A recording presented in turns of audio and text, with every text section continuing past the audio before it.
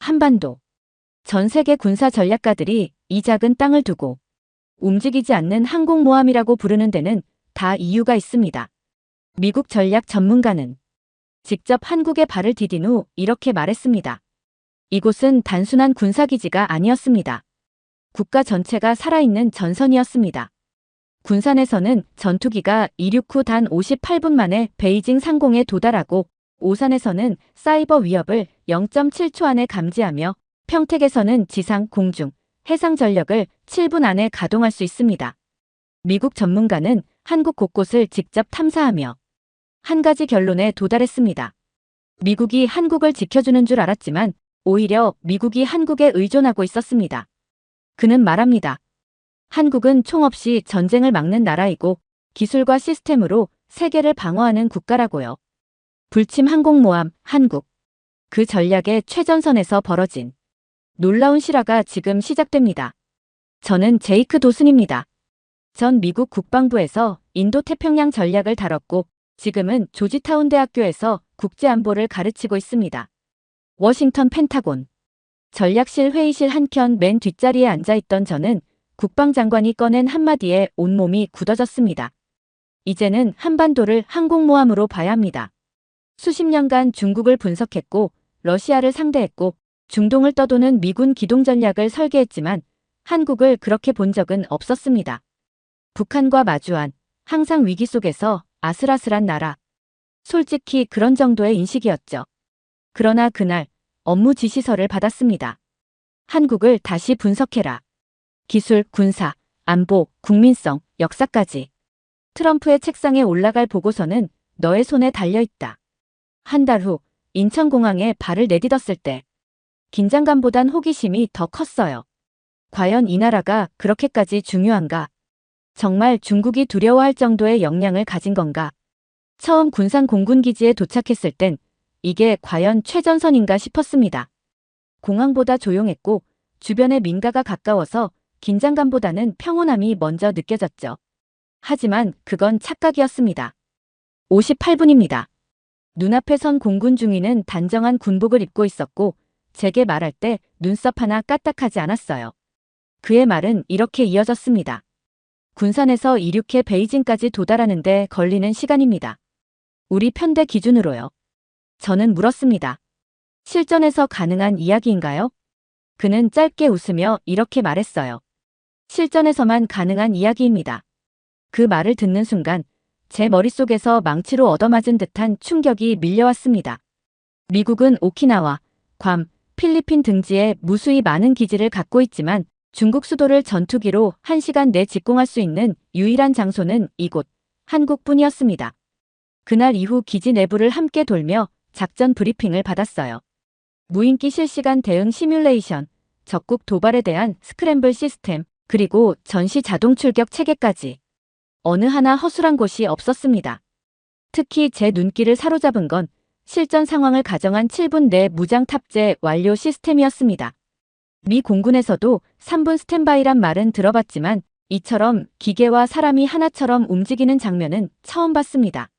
가장 놀라운 건 그들이 가진 장비가 최신이 아니었다는 점이었습니다. F-35도 있었지만 상당수는 여전히 F-15K, KF-16 같은 기체들이었죠. 하지만 그들에겐 장비보다 더 강력한 무기가 있었습니다. 훈련량, 그리고 의지. 브리핑을 마치고 중위에게 물었습니다. 이렇게까지 철저히 준비하는 이유가 뭔가요? 혹시 북한 때문인가요? 그는 조용히 고개를 저었습니다. 북한은 가깝고 중국은 큽니다. 전자는 우리를 위협하고 후자는 우리를 시험하죠. 그래서 두 방향을 동시에 봅니다. 그 순간 미국이 지금껏 한국을 단순히 북한 억제용 기지로만 취급해온 게 얼마나 오만한 발상이었는지 깨달았습니다. 그리고 머릿속에서 하나의 문장이 떠올랐어요. 한국은 미국이 중국을 견제하기 위해 절대 포기할 수 없는 가장 가깝고 가장 효율적인 무기다. 기지 내 작전 통제소에서 저는 미국 위성 지도와 한국 공군 작전 데이터를 함께 비교해봤습니다. 놀랍게도 미국이 보유한 동북아 기지 중에서 한국만큼 즉시 타격이 가능한 곳은 단 하나도 없었습니다. 일본은 정치적 제약이 큽니다. 필리핀도 거리 문제. 괌. 대응 속도 너무 늦죠. 한국만이 유일하게 결심 즉시 1시간 내 적의 수도를 타격 가능한 거리에 있는 나라였습니다. 그날 밤 워싱턴으로 보낼 보고서 1차 초안에 이렇게 썼습니다. 이곳은 베이징의 심장을 정조준한 고정된 유도미사일입니다. 처음엔 한국이 동맹국이라서 주한미군이 있는 줄 알았습니다. 알고 보니 미국도 이 나라에 의지하고 있었더군요. 다음 일정으로 오산 공군기지에 도착했을 때 그다지 큰 기대를 하진 않았습니다. 이미 군산에서 받은 충격이 너무 컸고 이보다 더 놀라울 순 없겠지라는 생각이 있었거든요. 그런데 오산은 단순한 공군기지가 아니었습니다. 전장의 지휘소이자 미국 전체 전략이 숨쉬는 방공 두뇌 같은 곳이었어요. 저를 맞이한 인물은 30대 후반의 공군 대령이었습니다. 그는 자기가 직접 디자인했다는 지휘 시스템을 소개하며 이렇게 말했습니다. 이곳은 단 3분이면 하늘 전체를 봉쇄할 수 있습니다. 처음엔 무슨 말인지 몰랐습니다. 하지만 그는 화면을 열었고 전자지도 위로 붉은색 반경이 펼쳐졌어요. 북한에서 쏘는 미사일, 중국 남부에서 날아오는 전략기, 모든 걸 여기서 추적합니다. 그리고 3분 안에 반격 혹은 무력화 결정이 내려지죠. 화면 속 점들을 따라가며 중얼거렸습니다. 이건 그냥 방공망이 아니네요. 아예 전쟁의 사전 설계도 같은데요. 그는 한마디로 잘라 말했어요. 맞습니다. 여긴 미국의 동아시아 뇌입니다. 한국이 빠지면 미국 전략은 전부 다 무너집니다. 미국 전략이 무너진다라니 미국은 대체 얼마나 한국에 기대고 있었던 걸까? 그 대답은 바로 평택에서 찾을 수 있었어요. 평택은 제가 상상한 것보다도 더 컸습니다. 전 세계 미군 기지 중 두 번째로 큰 규모였고 기지는 단순히 병력을 주둔시키는 공간이 아니라 공격, 방어, 보급, 정비, 지휘, 의료까지 모든 걸 포함한 전방 군사국가였습니다. 가장 인상적이었던 건 중국이 한국의 전략적 위치를 얼마나 두려워하는지를 상징적으로 보여주는 자료였습니다. 한 벽면엔 중국 관영 언론이 내보낸 방송 캡처들이 붙어 있었는데 그 가운데 한 문장이 유독 눈에 들어왔어요. 만약 미국이 한국에서 철수한다면 우리는 동북아의 주인이 될 것이다. 이건 한국이 강해서가 아니라 한국이 떠나면 미국의 방어선이 공중분해된다는 걸 중국도 알고 있다는 뜻이었어요. 사실상 일본은 정치적 제약이 너무 많고 대만은 아직 불안정하며 필리핀은 기지 재협상 중입니다. 현재 중국을 상대로 미국이 확실히 발을 디디고 있는 땅은 오직 한국 하나뿐입니다. 그래서 트럼프 대통령도 이렇게 말했겠죠. 한국은 움직이지 않는 항공모함이다. 그것도 중국 바로 앞에 떠 있는 함정이다. 그 말을 처음 들었을 땐 정치적 수사라고만 생각했지만 이제는 군사적 표현 그 자체라는 걸 알게 되었습니다. 오산과 평택을 돌고 나온 날 밤 저는 주한미군 정책 보고서에 새로운 단락을 추가했습니다. 우리는 한국에 주둔하는 것이 아니라 한국을 빌려 전 세계를 지키고 있는 것이다. 한국이 무너지면 미군 전략은 수비가 아닌 후퇴로 바뀔 수밖에 없다. 그리고 깨달았습니다. 미국은 한반도를 보호하고 있는 게 아니라 사실은 한국이라는 거대한 구조물에 스스로를 의지하고 있었던 겁니다. 평택 기지를 나선 다음 날 저는 전혀 다른 장소에 도착했습니다. 군복이 아니라 조끼를 입었고 콘크리트 대신 갯벌과 철탑이 있는 곳이었어요. 서해 최북단의 어업 감시선. 평범해 보이는 그 배 위에서 상상조차 못했던 위협과 마주했습니다. 저기 보이십니까? 함장께서 쌍안경을 건네주셨고 그 순간 저는 얼어붙었습니다. 바다 한가운데 망망대해 위에 떠있는 회색의 거대한 철 구조물. 군사 레이더 같기도 하고 해양 관측소 같기도 했지만 정체는 아무도 명확히 알지 못한다고 했습니다. 저건 중국이 설치한 겁니까? 함장은 고개를 끄덕였어요. 명확하게 답은 안 합니다.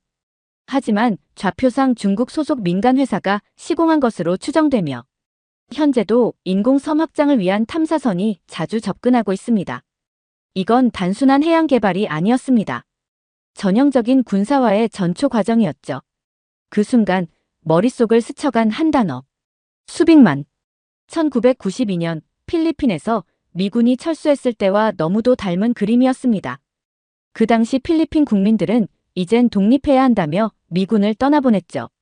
그리고 불과 5년 뒤 중국은 남중국해에 구단선을 긋고 자기 바다라고 선언해버렸습니다. 그 시작도 이런 구조물이었죠. 작고 애매하고 무대응하기 쉬운 그것들. 저는 물었습니다. 왜 그냥 두는 겁니까? 왜 이걸 파괴하지 않죠? 함장은 조용히 웃었습니다. 폭파하면 전면전입니다. 중국도 그걸 노리고 있어요. 우리가 먼저 손떼게 만들려는 거죠. 그러니 가만히 감시하는 수밖에 없습니다. 잠시 후 파도가 부서지는 쪽에서 해상경비정 한 척이 접근했습니다. 중국 측이 보낸 감시선이었죠. 국기도 없고 무장도 드러내지 않았지만 바다를 나눠 갖겠다는 표정만은 선명했습니다. 그날 바다에서 내려와 근처 해병대 부대와 식사를 함께 했습니다. 식사 중 한 병사가 묻더군요. 미국에선 우리 해역이 얼마나 중요하다고 생각합니까? 저는 대답할 수 없었습니다. 워싱턴의 전략가들이 도표 위에서만 이 해역을 다루는 걸 봐왔거든요. 실제 위협이 냄새, 바다의 떨림, 그 안의 병사들. 그건 이 나라 사람들만이 진짜로 느끼고 있었습니다. 한국이 이 바다를 지키지 못하면 다음은 일본이 아니라 하와이일 수도 있겠구나. 바다는 육지보다 더 쉽게 뺏깁니다. 국경선이 없고 소유권이 모호하고 국제 여론도 느립니다. 그리고 중국은 그 느린 틈 사이를 파고드는데 도가 텄죠. 그날 밤 중국은 땅 위가 아니라 바다 아래서 전쟁을 시작한다는 제 옛 상사의 말이 떠올랐습니다. 그리고 보고서에 이렇게 썼습니다. 필리핀이 미군을 내쫓은 뒤에 그 바다를 되찾는데 30년이 걸렸다. 한국이 같은 실수를 반복하게 둘 수는 없다. 그때는 수빅만이었지만 이번에는 서해가 될 것이다. 그리고 그 다음은 한반도 전체일 수 있다. 며칠 뒤 오산 공군기지를 다시 찾았습니다. 군산에서 처음 발을 디뎠을 때와는 달리 이번엔 마음가짐부터 달랐어요. 왜냐하면 며칠 전 트럼프 대통령의 인터뷰를 직접 보고 있었거든요. 그는 이렇게 말했습니다. 아프가니스탄에서 바그람 공군기지를 내준 건 미국 역사상 가장 어리석은 결정이었다. 그 기지는 단 1시간 만에 중국 핵심 시설을 타격할 수 있는 위치에 있었기 때문이다. 그동안 펜타곤 회의실에서 바그람 철수를 두고 수없이 토론했지만 트럼프의 시선은 정확히 핵심을 찔렀던 것 같았습니다. 바그람을 잃었을 때 미국은 단지 하나의 기지를 뺏긴 게 아니었습니다. 중국을 견제할 수 있는 하늘의 출입구 하나를 완전히 상실한 셈이었죠. 그렇다면 지금 미국이 지키고 있는 유일한 대체지는 어디인가? 그리고 그 답은 너무나 명확했어요. 바로 오산. 한국 땅. 오산 기지에 도착하자마자 항공통제소로 안내받았습니다. 관제탑 안에서 파란 복장을 입은 한국 공군 장교가 항공통신망을 조율하고 있었고 그 뒤편에 미군 장교 둘이 빠르게 정보를 주고받고 있었어요. 둘 다 영어를 쓰고 있었지만 작전 코드와 좌표의 기준은 한국 시간, 한국 기준이었습니다. 이 작은 디테일 하나가 모든 걸 말해주더군요. 미국이 이곳을 지배하는 게 아니라 미국이 한국 시스템에 편입된 상태로 작전 중이구나. 그리고 또 하나. 비행정보관리 화면 상단에는 평양, 베이징, 상하이, 선양이 모두 작전권 내 표시로 잡혀 있었습니다. 오산에서 뜬 전투기 하나가 커버할 수 있는 범위였어요. 그 순간 바그람이 떠올랐습니다. 거기도 그랬죠. 핵심 타격지까지 60분에서 80분 거리. 단 한 번의 이륙으로 전장을 압박할 수 있었던 유령의 그림자 같은 기지. 그리고 지금 이 오산이 그 그림자를 대체하고 있었습니다. 그러니 트럼프가 왜 바그람 철수를 그렇게 분노했는지 이제는 뼛속 깊이 이해가 됐습니다. 한국을 잃는다는 건 지금 당장 5개에서 6개 작전 전선을 동시에 내려놓는 일이고 미국이 중국에게 단숨에 아시아 하늘을 내주는 일이기도 하니까요.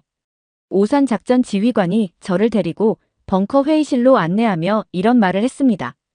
이 기지는 평시엔 조용하지만 위기 때는 30분 안에 모든 것이 바뀝니다. 어떤 위기 말씀입니까? 제가 묻자 그는 대답했습니다. 북한 도발, 중국 공중 도발, 미사일 발사. 그리고 무엇보다 주한미군 철수 결정입니다. 순간 깜짝 놀랐습니다. 미군 철수 자체가 이곳에선 전쟁 시나리오의 일환이었던 거예요. 이건 단순한 협정 문제가 아니었습니다. 전쟁의 첫 단추. 미국이 오산을 내준다는 건 이제 아시아에서 발 빼겠다는 선전포고나 다름없었고, 그렇게 된다면 전선은 한국이 아닌 미국 본토로 밀려나게 될 겁니다. 이 사실을 알고 나니 워싱턴에서 흔히 이야기하던 주한미군 감축이 얼마나 무지하고 위험한 발상인지 통렬히 느껴졌습니다. 그날 밤 트럼프의 말이 단순한 정치적 외침이 아니라 진짜로 이 시대가 외면할 수 없는 전략적 고백이었단 걸 인정할 수밖에 없었어요. 박그람을 지켰어야 했고 이제 오산은 절대 내줘선 안 된다. 저는 다음 보고서에 이렇게 썼습니다. 오산은 단순한 군사기지가 아니다. 이는 미국이 중국에게 줄 수 있는 마지막 경고이자 아시아 전략 전체를 버티고 있는 가장 가느다란 그러나 가장 강력한 실선이다.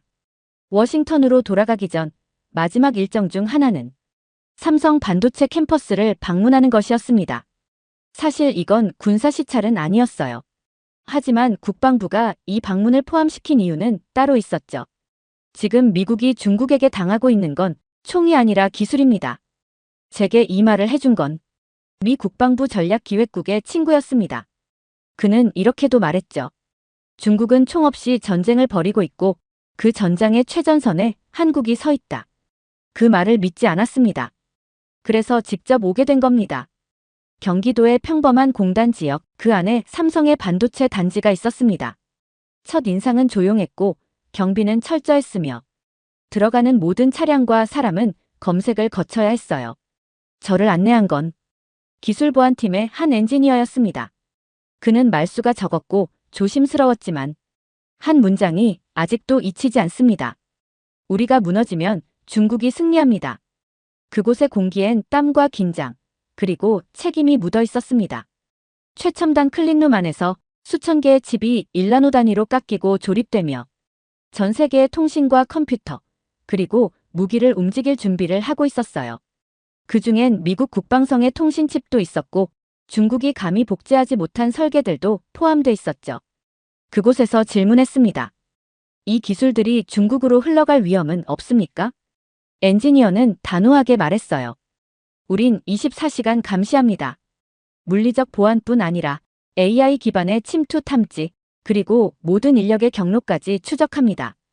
그래도 중국은 계속 도전할 텐데요. 그러니까 더 조용히, 더 빠르게, 더 깊게 막는 거죠. 순간 전장에 있다는 생각이 들었습니다.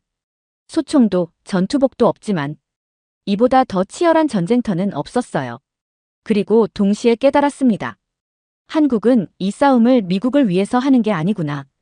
그들은 자기 기술을, 자기 미래를, 그리고 자기 나라를 지키기 위해 싸우고 있었던 겁니다. 그리고 그런 한국의 기술력과 보안 체계는 중국이 가장 두려워하는 지연장벽이자 미국이 절대 놓칠 수 없는 기술 방패였습니다. 보고서엔 이렇게 정리했습니다. 미국이 아무리 F-35와 이지스를 갖고 있어도 그것들이 작동하지 않으면 무용지물이다. 그리고 그 작동을 가능케 하는 부품의 40% 이상은 한국 땅에서 출발한다. 한국의 기술은 무기보다 강하다. 조용히 적의 손발을 묶고 미군의 눈과 귀를 유지시켜주는 침묵 속의 방패다. 그날 저녁 숙소로 돌아오던 길에 스마트폰으로 뉴스를 하나 봤습니다. 중국 히토류 수출 전면 중단 조치, 미국과 반도체 전쟁 본격화. 웃음이 나왔습니다. 이제 중국도 본격적으로 칼을 빼든 거죠. 서울에 머물던 어느 밤 워싱턴에서 급하게 메일 한 통이 도착했습니다. 제목은 짧고도 강렬했죠. 주한미군 병력 감축 유출. 처음엔 또 루머인가 싶었습니다. 워싱턴에서 이런 얘기가 나오는 건 처음이 아니었거든요. 부시 때도 오바마 시절에도 비슷한 설은 있었습니다. 하지만 이상하게도 이번은 분위기가 달랐어요. 백악관은 부인했지만 국방부는 침묵했습니다. 그날 새벽 저는 국정원자문연구원과 비공식 면담을 가졌습니다. 그는 미묘한 표정으로 말했어요. 실제로 감축은 일어나지 않을 가능성이 높습니다. 하지만 감축을 논의한다는 그 자체만으로도 북쪽과 중국은 움직입니다. 저는 그 말이 무슨 의미인지 곧 실감하게 됐어요. 그로부터 이틀 후 서해에서 중국 감시선 3척이 동시에 접근했습니다. 북한은 동해상에서 장거리 로켓 엔진 실험을 재개했고 러시아는 극동 함대 일부를 동해 쪽으로 재배치했어요. 하나의 말이 셋을 자극한 셈이군요. 그 말에 연구원은 씁쓸히 웃었습니다. 맞습니다. 그 말 한마디가 이 셋에겐 기회로 들렸을 겁니다. 저는 오산기지로 다시 향했습니다. 거기선 이미 움직임이 감지되고 있었죠. 작전실 스크린에는 중국 해군 함정의 이동 경로가 실시간으로 추적되고 있었고 정보장교는 말했습니다. 감축설 이후로 이동이 빨라졌습니다. 우릴 시험하려는 거죠. 그가 스크린을 가리키며 덧붙였습니다. 저기 보이시죠? 우리가 3시간 늦게 대응했다면 저 경계선 넘었을 겁니다. 그 순간 전율이 돌았습니다. 단 4,500명의 병력이 빠진다는 말 한마디가 지도 위에서 실시간으로 영향을 미치고 있었던 겁니다. 며칠 후 평택 기지 앞 카페에서 휴가 나온 한국 해병 병장을 만났습니다. 그는 미국에서 흘러나온 감축설을 알고 있었고 저에게 이렇게 말했어요. 솔직히 우리는 늘 혼자 싸울 준비를 하고 있습니다. 근데 미국이 함께 서 있을 땐 우린 이길 수 있다는 확신이 들어요.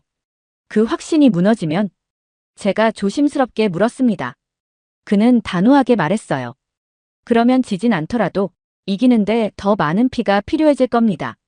그 말을 듣는 순간 저는 동맹이라는 단어의 무게가 협정서에 적힌 문장이 아니라 전장의 피와 신뢰 위에 세워진 현실임을 절감했습니다. 보고서에 이렇게 적었습니다. 주한미군 감축은 숫자의 문제가 아니다.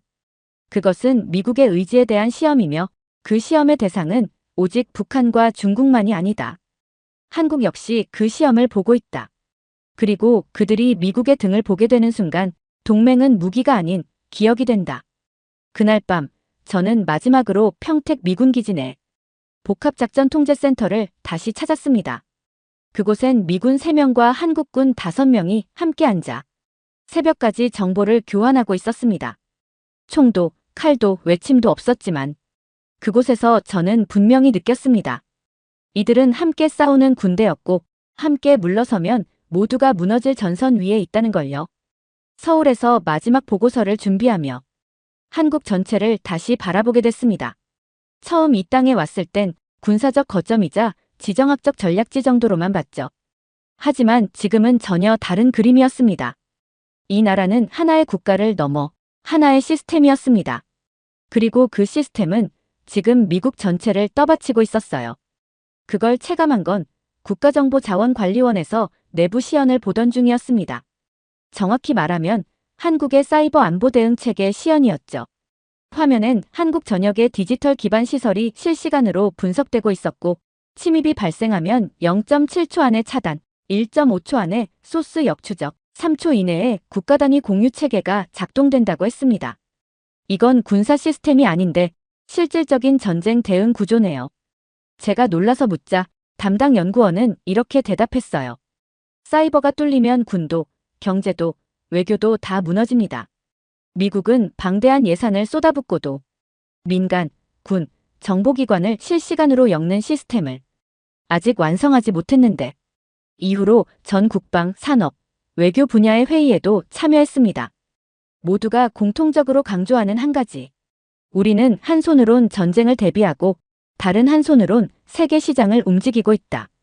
삼성과 SK는 미국 국방부와 직접 공급 계약을 맺고 있었고 부산항은 미 태평양 함대의 물류 기지처럼 움직이고 있었으며 세종시는 미국 대사관보다 더 많은 국제보안회의가 매주 열리는 곳이었습니다. 그리고 결정적으로 한국은 동맹국 중 유일하게 미국이 요청하기도 전에 먼저 움직이는 나라였습니다. 우크라이나 사태가 터졌을 때 한국은 이미 항공편으로 물류 지원을 조율하고 있었고 인도, 태평양 전략 발표 전에도 한국 외교부는 자체 시나리오를 미국에 제안한 적도 있다고 하더군요. 제가 국무부 동료에게 물었습니다. 도대체 왜 한국은 이렇게까지 민첩하게 움직이죠? 요청하지도 않았는데 먼저 대응하는 이유가 뭘까요? 그는 말했어요. 미국이 우리를 도운 건 사실이지만 언제까지 기대고만 있을 수는 없으니까요. 결국 이 나라는 군사뿐 아니라 기술, 외교, 경제, 정보, 모든 전장에서 미국의 체면을 살리고 있었던 겁니다. 그제야 깨달았어요. 왜 워싱턴은 동맹국이라는 말 대신 이제 핵심 축이라는 단어를 쓰기 시작했는지를요. 마지막 보고서 문장을 이렇게 썼습니다. 한국은 전방 기지가 아니다. 한국은 미국의 세계 전략을 지탱하는 가장 복잡하고도 정교한 구조물이다. 이 나라가 무너지면 미국의 대외 시스템은 동시다발적으로 오작동할 것이다. 그리고 문장을 덧붙였습니다. 작지만 이 나라 하나가 세상의 균형을 붙잡고 있다. 한국에서의 마지막 밤이었습니다. 서울 남산에 올라 도시를 내려다보며 워싱턴에 제출할 보고서 표지를 작성하고 있었습니다. 동북아 전략 보고서. 불침 항공모함 한국. 미국이 지켜야 할 땅이 아니라 의지해야 할 땅으로. 한 달 전 저는 단지 분석자였습니다.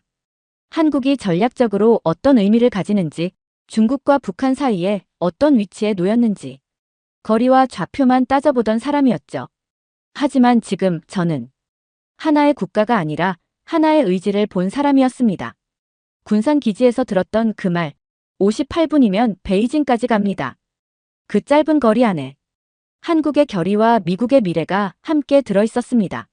오산, 평택, 서해, 사이버센터, 그리고 그 안에서 만났던 한국인들의 눈빛은 무언가를 지켜낸 사람들만이 가질 수 있는 눈빛이었어요. 그들은 크지 않았지만 단단했습니다. 조용했지만 흔들리지 않았고 언제 전쟁이 터져도 준비되어 있다는 확신을 그들의 말투와 눈빛, 움직임에서 읽을 수 있었습니다. 그게 너무 부러웠습니다. 미국은 늘 동맹을 이야기했지만 정작 그 동맹의 희생과 결의 앞에서 우리는 너무 자주 등을 돌려왔던 건 아닌가. 트럼프는 박그람 기지를 잃은 걸 역사적 실책이라 말했죠. 하지만 저는 말하고 싶습니다. 만약 미국이 한국을 잃는다면 그건 실책이 아니라 전략적 자살입니다. 이 나라는 세계에서 가장 빠르게 움직이고 가장 조용히 기술을 지키며 가장 뜨겁게 국가를 끌어안는 국민들이 존재하는 곳이었습니다. 그리고 그 순간 모든 게 명확해졌습니다. 이 땅이 무너지면 세상에 남을 마지막 방어선도 함께 무너질 겁니다. 움직이지 않지만 세계에서 가장 무서운 방어선. 그게 바로 한국이었습니다. 두 번째 사연 시작합니다. 이 나라는 회복 불가능합니다. 한국은 이제 끝났습니다. MIT 출신 세계경제연구소 수석연구원, G20 나토 IMF 전략 컨설팅의 핵심 분석가. 전 세계가 그의 판단을 믿었습니다. 그 누구도 그를 의심하지 않았습니다. 그런데 그는 틀렸습니다. 한국은 무너진 게 아니었습니다. 죽은 줄 알았는데 살아있었고, 살아있는 줄만 알았는데 조용히 준비하고 있었던 나라였습니다. 그리고 마침내 그는 고개를 숙이며 이렇게 말합니다. 나는 통계와 그래프로만 세계를 분석해왔습니다. 하지만 한국은 숫자로는 설명이 안 되는 나라였습니다. 대체 무슨 사연인지 오늘 사연 바로 시작하겠습니다. 1998년 1월 서울 여의도. 저는 전 세계 신흥국 위기 분석팀의 책임자로 파견 명령을 받고 이곳에 왔어요. 눈발이 흩날리는 아침, 도착하자마자 느꼈습니다. 공기가 이상했어요. 한 도시 전체가 무너지는 소리를 사람들 표정에서 들을 수 있었거든요. 길거리를 걷는데 부도라는 글자가 붙은 가게가 끝도 없이 이어져 있었어요. 은행은 장갑 낀 경비원이 입구를 막고 서 있었고 ATM은 현금을 내놓지 않았죠. 서울의 중심이라는 여의도에서조차 그 흔하던 커피 한 잔조차 사 마시기 어려웠습니다. 이 나라는 끝났다. 그렇게 생각했어요. 아니, 확신했죠. 보고서 초안을 작성하면서 이렇게 적었습니다. 한국 경제 시스템 붕괴, 재정 자생력 없음, 사회 불안 요소 확산 중. 그 당시 IMF 본부에서도 한국에 대해 비관적인 분석이 대부분이었어요. 재벌 중심 구조는 한계에 도달했고 노동시장 유연성은 최악이며 국민소득 대비 가계부채는 위험 수위를 넘었다. 그렇게 수치만 보면 그 누구도 한국의 회생 가능성을 이야기하진 않았죠. 한 번은 택시를 탔는데 기사님이 기름을 거의 다 써가고 있다고 했어요.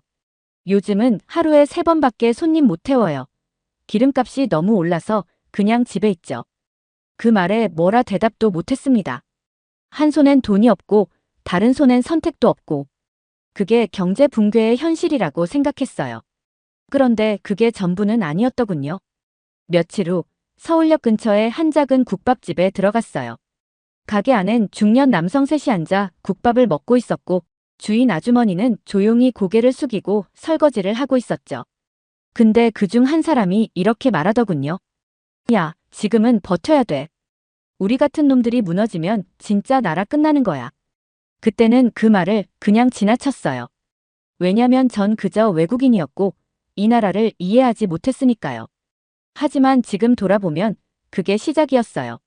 가게 셔터가 내려간 건 사실이었지만 사람들의 눈빛은 다치지 않았습니다. 수많은 사람들의 마음속엔 다시 일어설 수 있다는 설명할 수 없는 힘 같은 게 있었어요. 그건 통계도, 보고서도, 외신 기사도 절대 기록할 수 없는 것이었죠. 저는 그걸 몰랐고 그래서 틀렸습니다. 매일 한국의 뒷골목을 걸었습니다. 여의도 을지로, 가산동, 대기업 본사보단 이 나라가 실제로 어떻게 움직이고 있는지 보고 싶었어요. 가산동 공장지대. 낡은 슬레이트 지붕 아래서 한 남자가 전선을 감고 있었어요. 쇳가루에 범벅된 얼굴, 휘어진 손가락, 하지만 눈빛만은 또렷했죠. 조심스럽게 물었습니다. 이 어려운 시기에 사업을 시작하신 겁니까? 그는 웃으며 말했어요. 우리 애들 밥은 먹여야 하잖아요. 오래전 노트에 남겨있던 조태식이라는 그 남자의 이름은 아직도 기억에 남아요. 몇 달 전까진 대기업 생산직으로 일하다가 구조조정으로 해고됐대요. 집에 있던 전동드릴 하나 들고 납품하던 부품을 직접 만들어 보기 시작했다고 하더군요. 처음엔 문짝 한 장 겨우 팔았답니다. 그런데 입소문이 나기 시작하면서 조금씩 일이 들어왔대요. 그냥 먹고 살려고 한 거예요. 그 말에 놀랐습니다. 혁신이란 단어 없이도 이 사람은 혁신을 하고 있었던 거였죠. 다음 날은 영등포 골목시장. 점포를 하나 비운 자리에 4명이 공동 창업을 했더군요. 셋은 구조조정된 회사 동기였고 하나는 그중 한 명의 처남. 하나같이 정장을 입고 있다가 지금은 앞치마를 두르고 있었어요. 와이셔츠 벗었지만 삶은 다시 입었죠. 그 멘트가 간판 밑에 적혀 있었어요. 정말이지 그 문구 하나에 전율을 느꼈습니다. 실업률은 상승 중이고 부동산은 폭락하고 원화는 추락했는데 이 땅의 사람들은 어딘가에서 계속 다시를 준비하고 있었어요. 미국 본사의 보고서를 쓰기 위해 그 데이터를 엑셀에 입력했죠. 창업수 증가율, 자영업 증가 추이, 소상공인 매출 회복률. 그런데 이상했어요.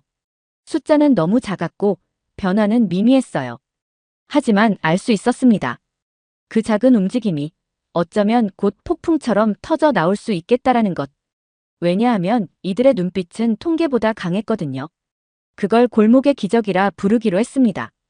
은행이 문을 닫은 자리에서 사람들은 자판기를 만들고 노점에서 아이디어를 냈고 건물의 지하에선 낡은 기계들을 조립하며 신생기업을 키우고 있었어요. 서울의 대로변은 조용했지만 이 골목들에선 삶이 소리내며 다시 시작되고 있었던 겁니다. 하루는 조태식 씨에게 물었습니다. 만약 IMF 사태가 없었더라면 이 일을 시작하지 않았겠죠? 그가 고개를 끄덕이며 말했어요. 그렇죠. 아마 지금도 회사에서 평범하게 살았을 거예요. 근데 전 이제 아이한테 아빠가 사장이다라고 말할 수 있어요. 그날 밤 한국 경제의 본질을 다시 썼습니다. 정부나 기업이 아니라 이 국민들이 한국을 재건하고 있었습니다. 정말이지 그들은 결코 주저앉지 않았어요. 비틀거렸고 눈물도 났겠지만 그 누구보다 먼저 일어났습니다. 그리고 그건 제가 상상하던 회복의 방식과는 완전히 달랐습니다. 한국에서 지낸 지 2달쯤 되었을 무렵 하나의 의문에 부딪혔습니다. 골목에서 분투하는 사람들은 분명 인상 깊었지만 한 나라가 회복되려면 정치와 시스템도 움직여야 하잖아요. 그래서 경제부처와 금융감독원, 산업연구원 같은 기관들을 두드렸습니다. 이례적일 만큼 문이 쉽게 열렸어요. 예전엔 외국인 전문가라고 하면 장벽부터 세우던 한국이었는데 이번엔 달랐습니다. 정책 자료를 제출하던 한 과장이 조용히 말했어요. 우리가 무너진 건 외환 때문이 아니라 오만 때문이었어요. 이젠 다시 배워야죠. 나라가 살아남는 법을요. 그 말이 뇌리를 때렸습니다. 정책이 바뀐 게 아니라 태도가 바뀐 거였습니다. 제가 주목한 건 금융구조조정 계획서였습니다. 외환위기 이후 한국은 은행들을 통폐합하고 부실 자산을 정리하는 전례 없는 대수술을 시작했어요. 서울은행과 한일은행이 합쳐져 한빛은행이 되었고 국민은행과 주택은행은 결국 거대한 시중은행으로 재탄생했죠. 그 통합 과정에서 수많은 부실 채권이 정리됐고 재무제표가 처음으로 국제 기준에 맞게 바뀌고 있었어요. 기업들도 변하기 시작했습니다. 삼성, 현대, SK, LG 같은 대기업들은 과거처럼 부채로 몸집만 키우는 전략을 버리고 불필요한 계열사를 정리하고 해외 투자자들 앞에 투명한 회계와 IR 시스템을 내놓기 시작했습니다. 그중 한 기업의 IR 발표회에 참석한 적이 있어요. 통역이 끝난 뒤 미국계 투자자가 이렇게 묻더군요. 진짜로 이렇게까지 바꿀 수 있었던 이유가 뭡니까? 답변은 간단했습니다. 살아남으려면 바뀌는 수밖에 없었습니다. 현장 분위기는 담백했지만 그 안에서 강한 전율을 느꼈어요. 이건 정부의 압박이나 외부의 간섭으로 만든 변화가 아니었어요. 내부에서 자발적으로 고통을 감수하며 만들어낸 변화였던 겁니다. 당시 한국 기업들의 부채 비율은 IMF 직전 평균 400%에 달했는데 2년 뒤엔 절반 이하로 떨어졌습니다. 그리고 그 수치는 제 분석표에서 불가능에 가까운 영역이었죠. 그런데 현실에선 그게 가능했습니다. 왜냐고요? 이 나라는 통증을 회피하지 않았거든요. 대부분의 국가들은 위기를 겪을 때 책임을 전가하거나 외부 원인을 탓하며 버팁니다. 하지만 한국은 그 책임을 끌어안고 안에서부터 스스로를 도려내는 방식을 택했어요. 그건 외국 전문가로선 상상도 못했던 방식이었고 제 보고서 첫 문장이 달라지게 만든 이유였습니다. 한국은 위기 속에서 개혁을 외주화하지 않았다. 지금 생각해보면 이 시기의 변화는 너무 조용해서 뉴스에도 잘 나오지 않았습니다. 하지만 그 조용한 변곡점이 훗날 한국을 다시 세계 중심으로 올려놓은 출발선이었어요. 그때부터 저는 숫자보다 중요한 게 있다는 걸 믿기 시작했습니다. 태도, 방향성, 그리고 진심. 그건 그래프에 찍히진 않지만 역사를 바꾸는 힘이거든요. 또 하나 제가 큰 착각을 한 것이 있었습니다. 한국이 인터넷 강국이라는 말을 처음 들었을 때 저는 비웃었어요.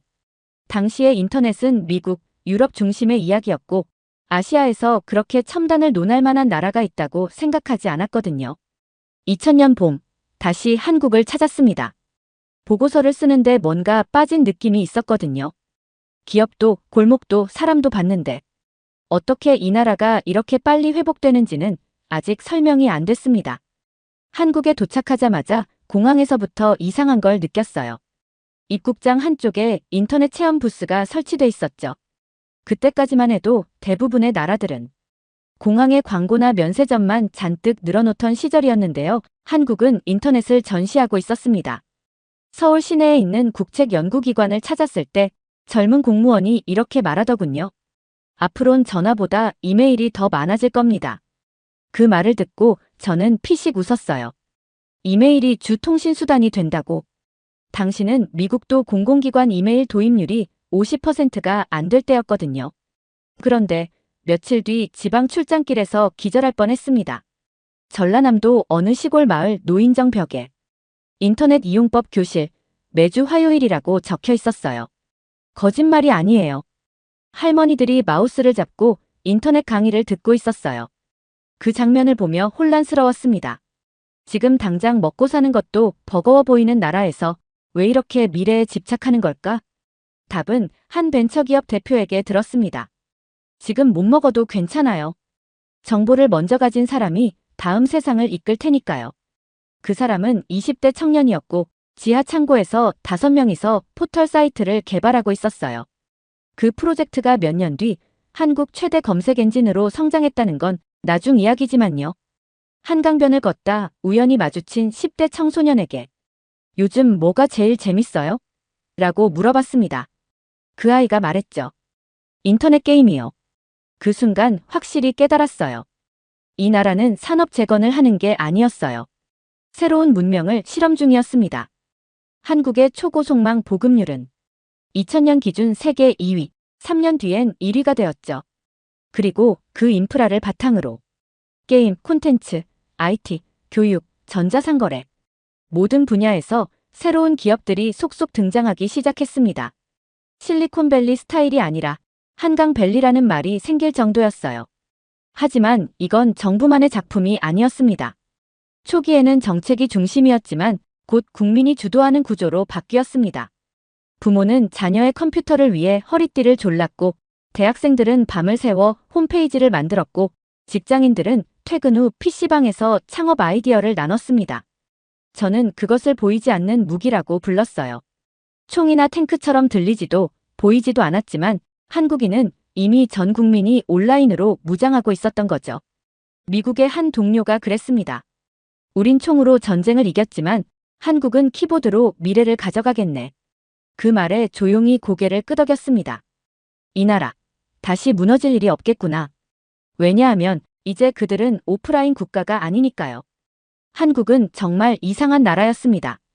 그렇게 무너졌던 나라가 다시 살아나고 있었으니까요.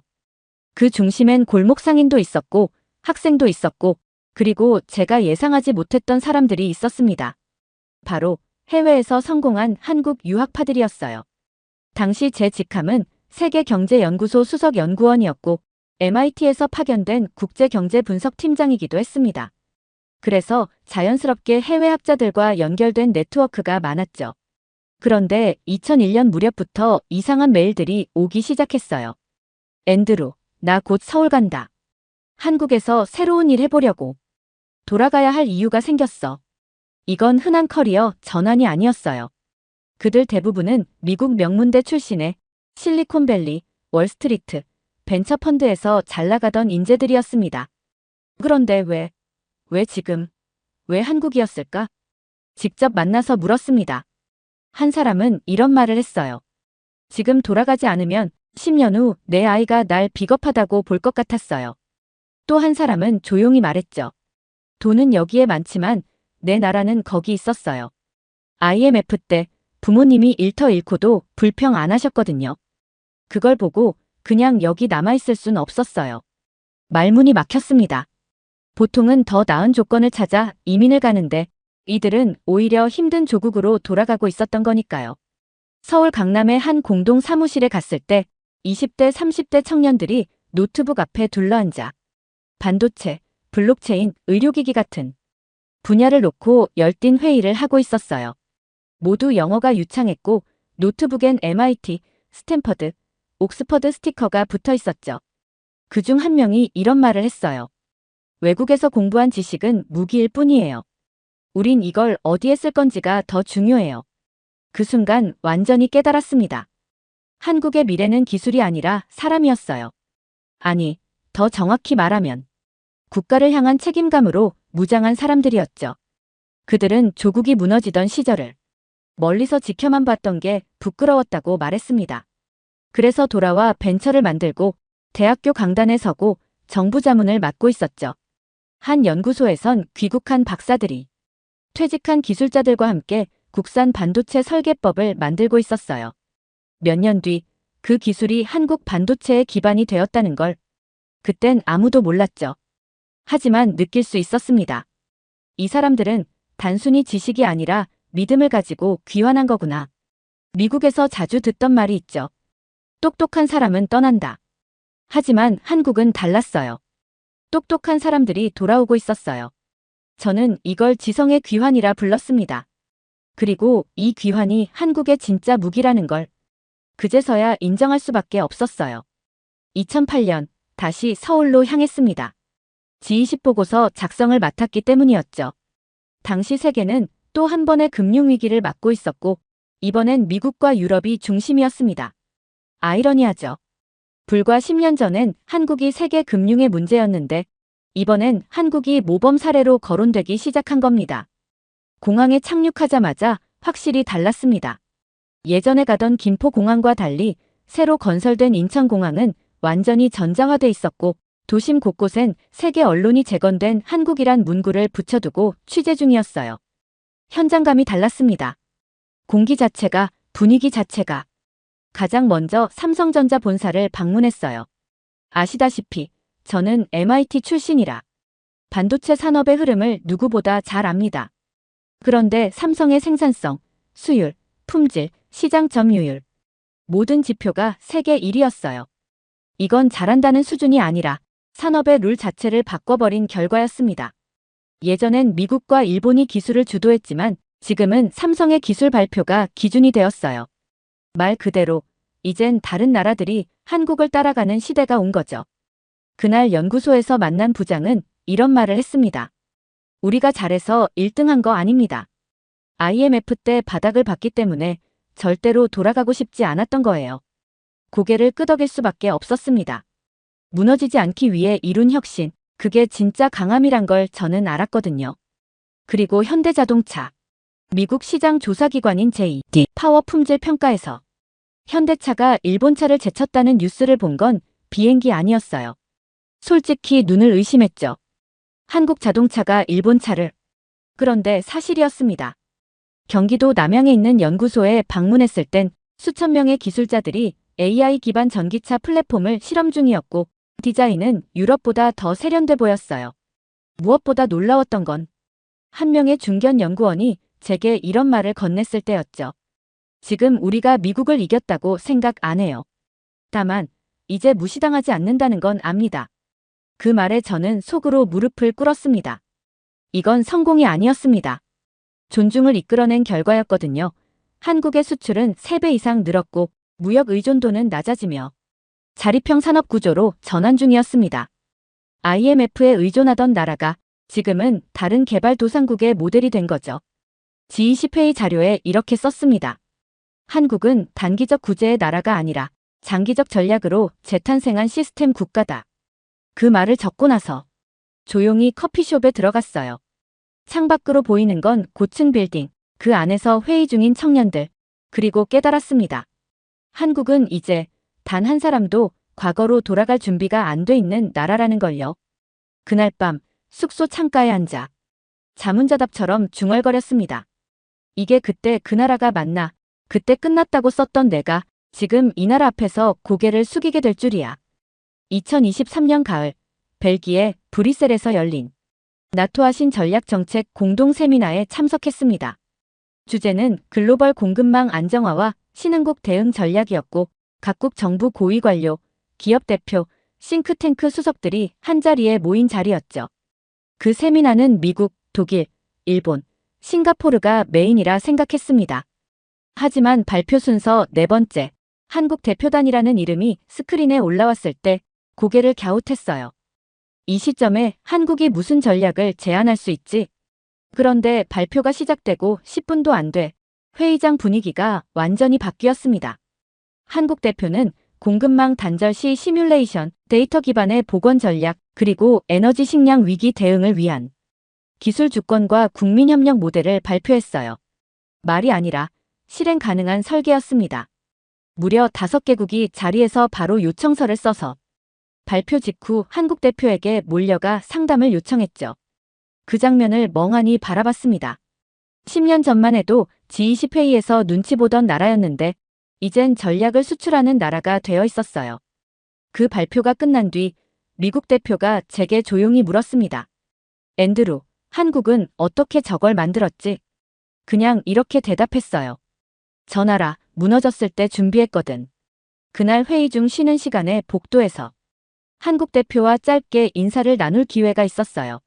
젊은 관료였고 말투는 겸손했지만 눈빛엔 단단함이 느껴졌습니다. 그가 말하더군요. 우린 IMF 이후 절대 다시 끌려가지 않겠다고 다짐했습니다. 이젠 한국이 기준을 제시할 차례죠.